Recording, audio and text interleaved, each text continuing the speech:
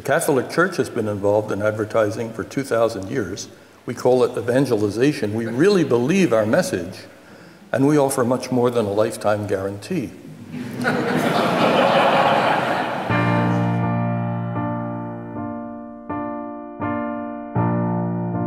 Cardinal Foley stood out.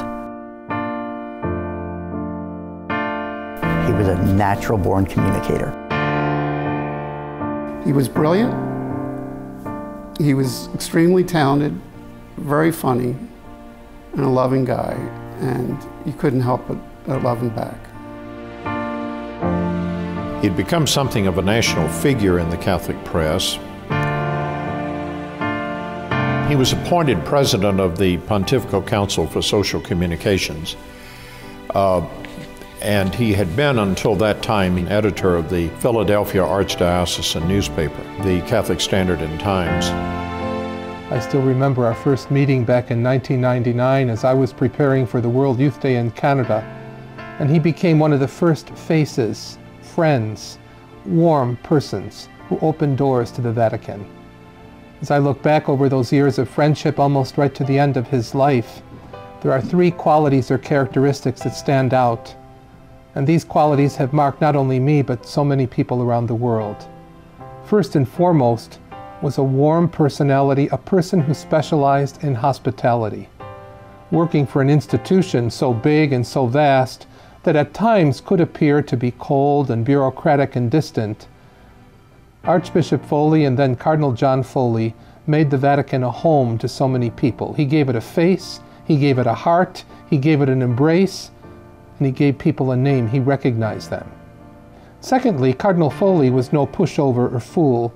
He knew about all the challenges that exist in the world of media and communications, but he had a way of deflecting and diminishing and getting to the core of things, and he spoke to people's hearts. He was known as the voice of Christmas, as you all know.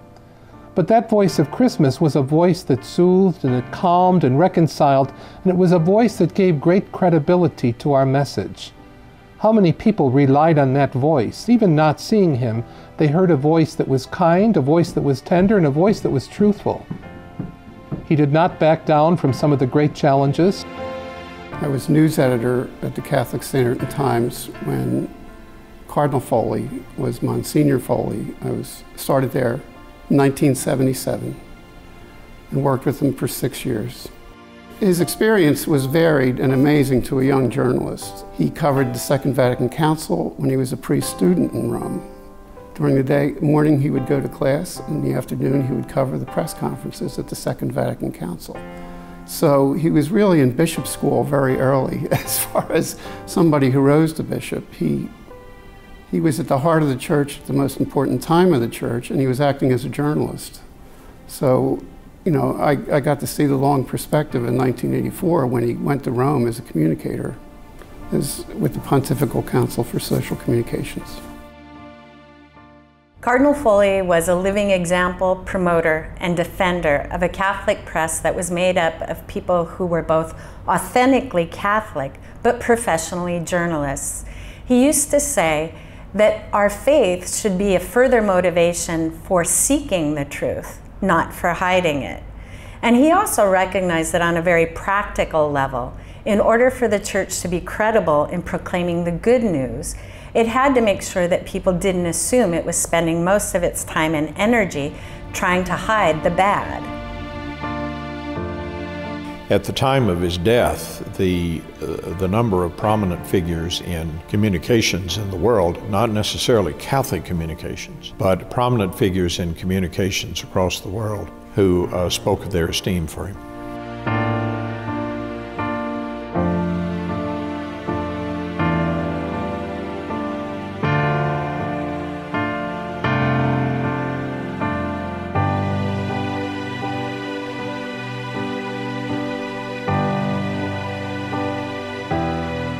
This is a new faculty position established to honor Cardinal Foley and to carry on the legacy of his work, particularly in terms of the church and social communications in today's digital world with all of the new media and its potential impact on evangelization and the work of the church. The idea is that the training of future priests needs to include some component of social communications. What we are doing at the current time is a public lecture series to promote the idea of the church and social communications. I'm also teaching a course to the third-year seminarians in the theology division about social communications. And then we're also going to host workshops, lectures. I give a number of presentations in several dioceses around Philadelphia. So at this point, we're just trying to get the word out and then also begin to make this part of the regular education of the seminarians. What I'm really hoping for is an impact that would be, in a sense, cultural. That is to say, simply to establish the idea that the church's presence in the digital world is essential as the church moves forward. Cardinal Foley was also a priest to the tip of his toes, always. When he became a cardinal in 2007, after the ceremony where he got his red hat, he told us that the happiest day of his life was still the day he was ordained to the priesthood. Pope Francis would have loved Cardinal Foley, and Cardinal Foley would have loved Pope Francis. In the sense that here in Pope Francis is a man of the church, a man of deep faith, a man of great respect for human beings at all stages of their lives, who is out and about and among people as much as he can to bring the word of God to them.